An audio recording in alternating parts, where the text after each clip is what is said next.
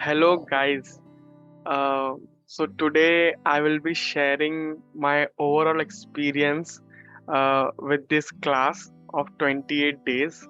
My name is Akash Gupta, and I have completed my graduation in computer engineering and currently working as a computer like software engineer in Mumbai. इस course से ना और एक चीज क्या समझ में आई कि स्टैमरिंग जो है वो कोई बीमारी नहीं है. It is not a disease. It's just a bad habit of speaking and it's in your mind. ठीक है. तो शायद बचपन में या फिर काफी साल पहले आपने वो गलत पैटर्न बोलने का बोलते गए और वो गलत पैटर्न आपके माइंड में सेट हो गया, आपके सबकॉन्शियस माइंड में सेट हो गया. घर पे अगर मैं अकेला हूं तो नहीं होगा, लेकिन अगर कोई है, लाइक अगर मैं एक्साइटेड हूँ, नर्वस हूँ, गुस्से में हूँ, तो अगर मैं किसी को कुछ बोल रहा हूँ घर पे भी, even in front of my mom dad और मेरा भाई, तो भी स्टैमर होता ही है अगर एक्साइटेड और नर्वस हूँ तो. और सेम फ्रेंड्स के साथ में भी है, ऑफिस कलीग के साथ में भी. अगर मेरे को कुछ कंसेप्ट मालूम है जो मुझे उनको एक्सप्लेन कुछ भी करना है, तो मैं उसको एक परफेक्ट सेंटेंस में बोल पा नहीं रहा हूँ, और उसके बदले मैं ऐसे ऐसे वर्ड्स यूज कर रहा हूँ जो कि सही नहीं है. ठीक है. तो like replace the hard words with the easy ones. तो बोलने को नहीं होता है फिर वो सब, मतलब सेंटेंस का framing it doesn't look nice और वो चेंज होने लग लग जाता है. हाँ, समझने वाले लोग समझ जाते हैं बिकॉज दे नो कि he stammers, so what is trying to say. But अगर कोई नया बंदा रहेगा या बंदी रहेगी तो उसको लगेगा कि यार ये क्या है, इसको तो सेंटेंस फ्रेम करना भी आता नहीं है.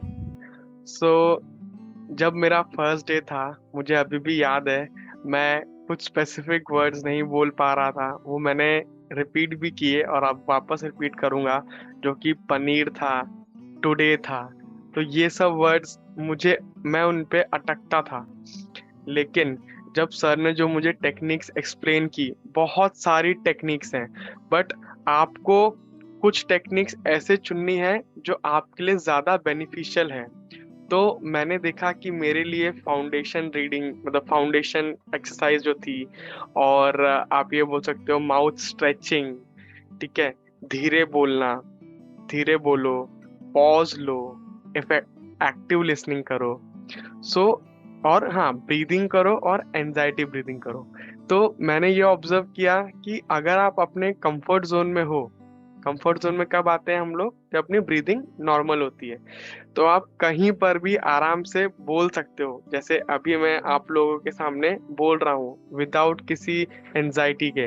So this is one thing कि जो मैंने अपने अंदर ये चीज लेकर आया कि मैंने अपना स्पीड रिड्यूस किया, पॉज लेना चालू किया, और कंफर्ट जोन में अपने आप को मेंटेन करना स्टार्ट कर दिया. और बाकी सब चीजें भी सही होनी चाहिए, जो कि मेरा स्टैम्परिंग के जो एक्सप्लोसिव वर्ड्स हो गए या फिर जो कोई भी वर्ड्स हो गया, मतलब स्टार्टिंग ऑफ द वर्ड्स और आईज ब्लिंकिंग का इशू, ये सब चीजें ठीक हो जाएंगी तो अच्छा है. और आई होप कि ठीक होनी ही चाहिए ये कोर्स लेने के बाद में.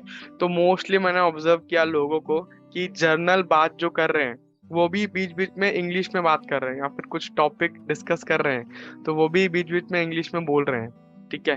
तो फिर मैंने भी धीरे धीरे कॉन्शियसली इसको बीच बीच में इंग्लिश में बोलना स्टार्ट किया. अब वो मेरी हैबिट बन चुकी है, वो अपने आप ही निकल जाता है मेरे मुंह से. कभी कभी तो in front of my building friends, childhood friends, वो निकल जाता है अपने आप ही इंग्लिश. मैं जानबूझ के नहीं कर रहा हूँ उसको, बट वो अपने आप निकल जाता है. सो अगर ये एग्जाम्पल मैं बोल सकता हूँ जो मेरे साथ में हुआ, कि अगर ये ऐसा हो रहा है फॉर इंग्लिश, तो ये स्टैमरिंग के लिए भी होगा true. Bad habit of speaking, आप उसको सही कॉन्शियसली बोल बोल के गुड हैबिट ऑफ स्पीकिंग में कन्वर्ट कर सकते हो और एक अच्छे और इफेक्टिव और फ्लुएंट स्पीकर बन सकते हो. मेरा यही था कि it's all the game of your mind and your subconscious mind. Just have patience and you will see great results. And I would like to thank Ankush Pare sir and team AP, जो कि इतनी मेहनत कर रहे हैं इस चीज के लिए, who are giving their 100%, taking out their time from their busy schedules, and providing such great content and help to other people. So thank you everyone.